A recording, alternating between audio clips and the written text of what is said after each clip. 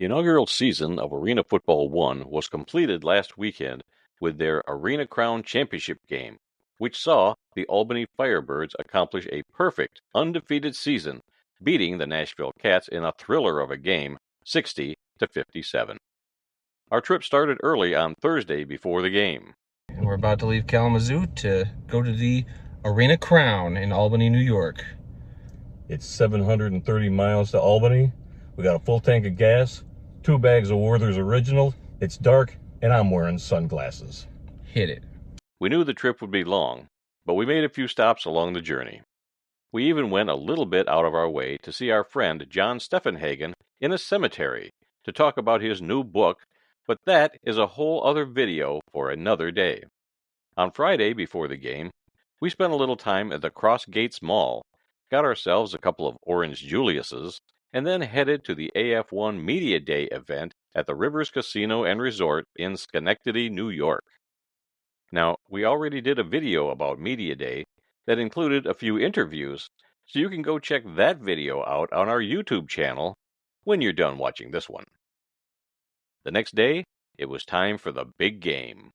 The day of the Arena Crown, we are driving to MVP Arena before we hop on a live stream prior to the game. So this should be interesting that they let 2 schmucks like us on the air. But we'll see how things go. We're very excited for today's game. Should be a lot of fun. The stream should be fun. And hopefully we're in for a very memorable day. Lots of light traffic this morning. That's good.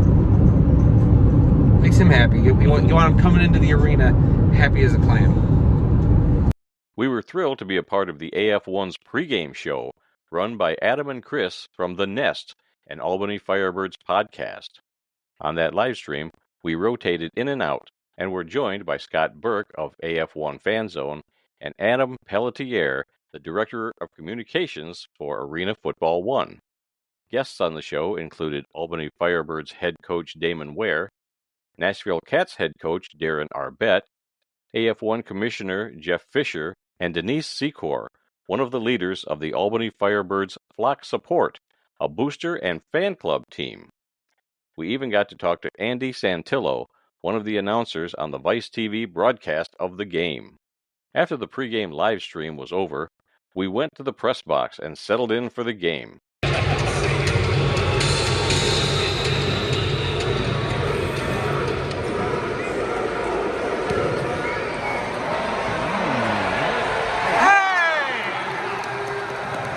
It began with a Henry Nell deuce.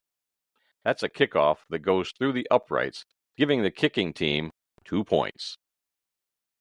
The first half was very exciting, seeing many great highlights. All right, we're at halftime.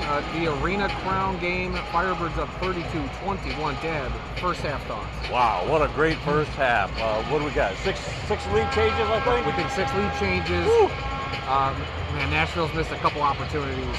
It's been a crazy game. It feels like old school arena football, which we're all about. Yes, it really does. This has been great. My first game in like 7 years, so this has been awesome. Hoping for a little more chaos in the second half. Yeah, great time here. Great atmosphere. The second half was just as entertaining, as the Nashville Kats kept the score close going into the final minute of the game. By then, we'd moved down to the end zone to finish out the game, and Adam made friends with a group of Firebirds fans who were wearing the best T-shirts in the building. The Kats would score a touchdown and 2-point conversion to get within 3 points of the Firebirds. The Kats needed a crazy bounce off the rebound nets to even remotely have a chance to win the game. But it was not meant to be, as Albany got the ball and the clock ran out.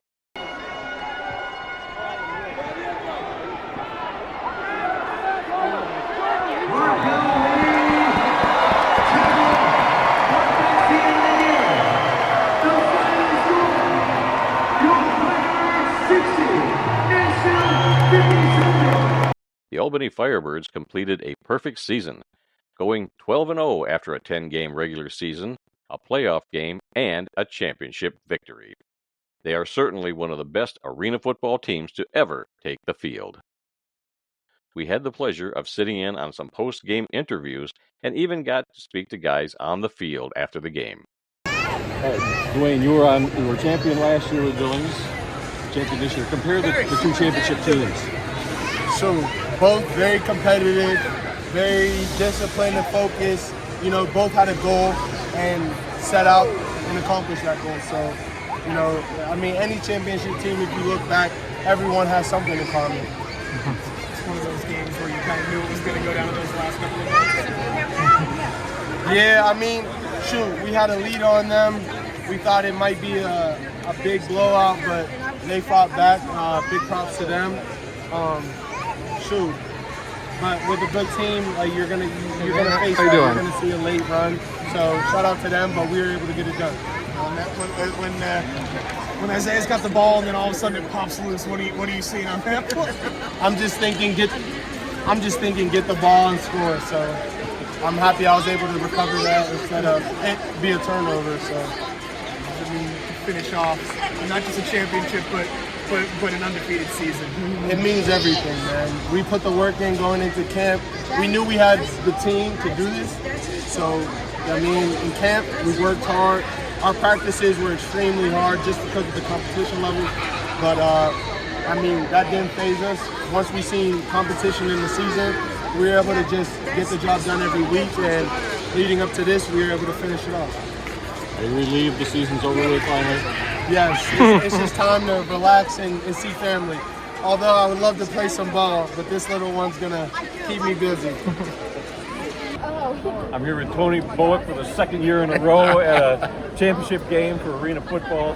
You were just telling me that you got a second championship against the Nashville Kats now? Yeah, once the playoffs started, I was sitting in the home and I was telling my wife about how ironic it would be that both of my rings will have Nashville Kats on them. We had to play them when I played in Grand Rapids, then we play them here as me coaching, and it was just like a deja vu. I was like, that'll be cool. Now I got two rings, one with a player with Nashville on, now I got one as a coach with Nashville on. And we had to play every team 3 times like we did.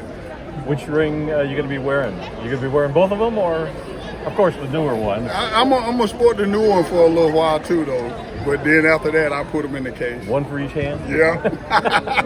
Can't do the ring finger, though, on the left hand. Well, congratulations Thank you. on another win over. Thank you. I'm glad you guys came down here.